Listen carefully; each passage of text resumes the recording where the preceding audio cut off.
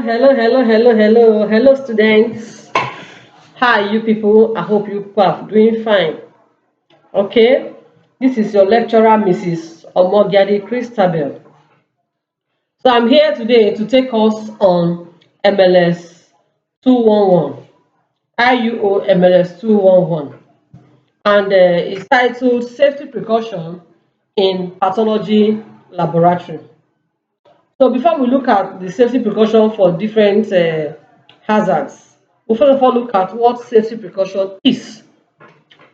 So safety precaution are a set of things that are done or measures taken in the laboratory to ensure the safety of laboratory personnel or to avoid injury or loss of life and property.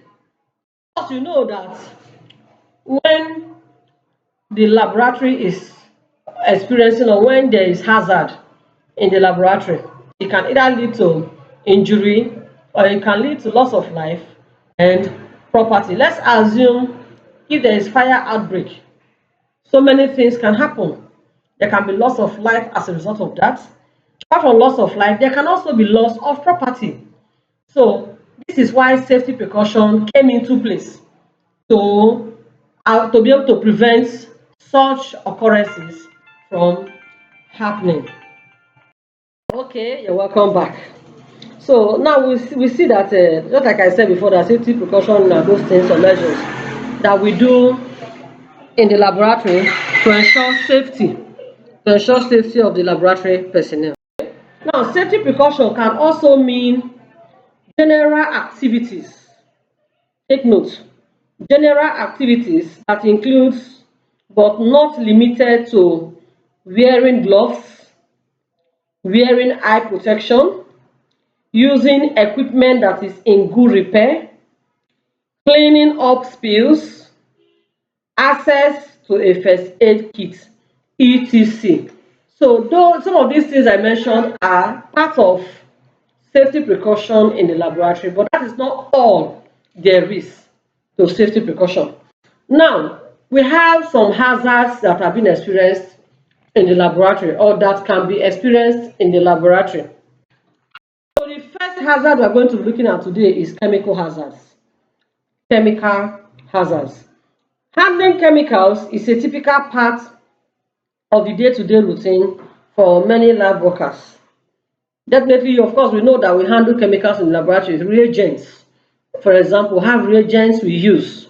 So these are part of the chemicals that we are talking about. Now, many organic and inorganic chemicals are corrosive. They are corrosive to the skin. If it pours on the skin, it can cause some form of injury, corrosive injury. So they are corrosive to the skin and also to the eye, and they can be toxic. Now, full safety wear should be provided to any members of the team handling chemicals. Full safety wear should be provided to any members of the team who are handling chemicals, and provisions to treat any exposure or clean spillages should be present in the laboratory. That's why we have things like the first aid. So should in case there's spillage, should in case this chemical, I know definitely we said full protective equipment should be, or wears should be given to personnel who are working in the laboratory that are handling chemicals. But should in case if this chemical now pours on somebody, accidents can happen. Should in case there's spillage, now there should be what? There should be provision to treat any exposure or clean spillages. Now it's not only direct contact which may be hazardous. Chemical reactions which generate heat can lead to thermal burns. There are some chemicals that can be mixed together and at the end of the day they can produce heat. And if such chemicals pours on people, it can lead to what is known as thermal burns.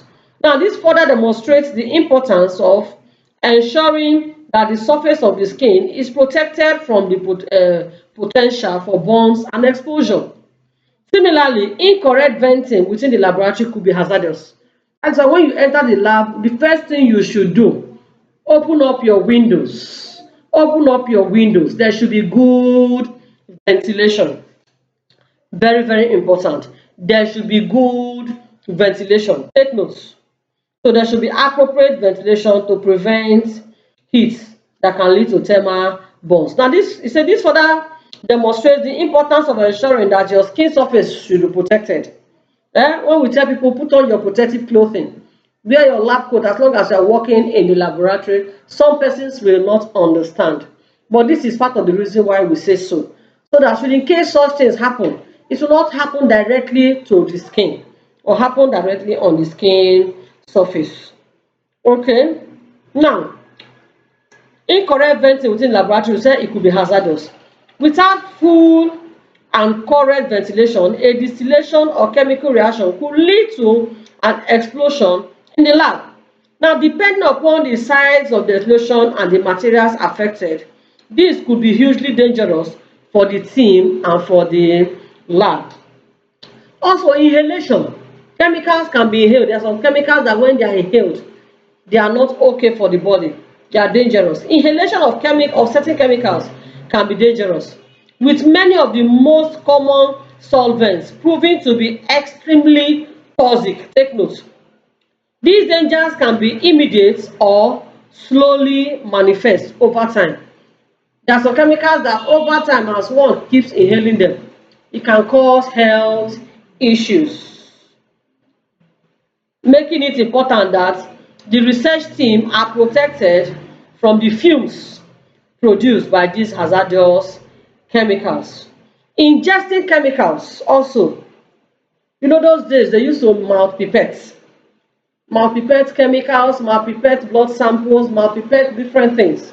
Thank God those things are no longer in existence. So imagine chemical being ingested, it can be hazardous. It can cause problems. So ingesting chemicals is a huge risk in many laboratories due to contamination on hands, food, and drink. This demonstrates the importance of safe and secure storage for all food and drink items. That is why you are told don't eat in the lab.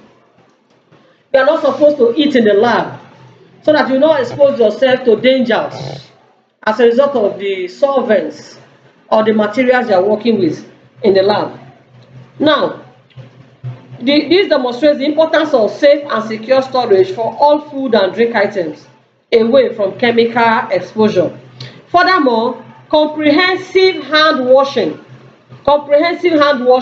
and sanitation provisions should be accessible for all members of the research team exposed to hazardous chemicals. Now, before we proceed to prevention, in case if that's a prevention of some of these chemical hazards, on how to prevent them. Before we proceed to that, okay, let's just go straight to it so that we'll end this first class on it. We'll end the first class on the prevention. Then subsequently, we'll now talk about the other hazards. Now, other prevention. When it comes to chemical hazards, effective prevention is the best way to manage the risk of working with these dangerous substances.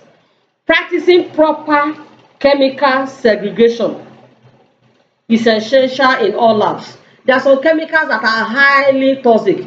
They should be separated from the ones that are not that hazardous. And the bench where those chemicals are should be labeled so that anybody that gets to that bench will see it and know that such chemicals should be handled with what? With care. It should be handled with care and full concentration. Now, practicing proper chemical segregation is essential in all labs, as some substances can react with each other and create chemical reactions, fires, and even explosions. Protective clothing and good housekeeping are also important for protecting your team from chemical hazards. Protective clothing. You must put on your lab coat, put on those things that are supposed to wear, your goggles and all. Wear your hand gloves so that should in case mistakenly such chemicals spill, they will not spill directly on the skin.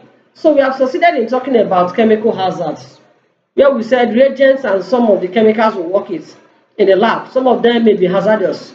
And because they are hazardous or because they are toxic, we must make sure that we are fully kitted as laboratory personnel to make sure that there is safety in the laboratory for laboratory personnel. And in case if it happens, there should be place for treatments.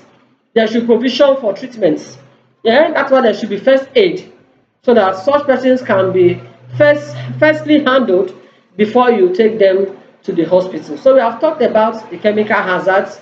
In our next class, we'll move to the next one, which is the biological hazards. So if you have any question, drop it at the comment section. See you guys. Bye.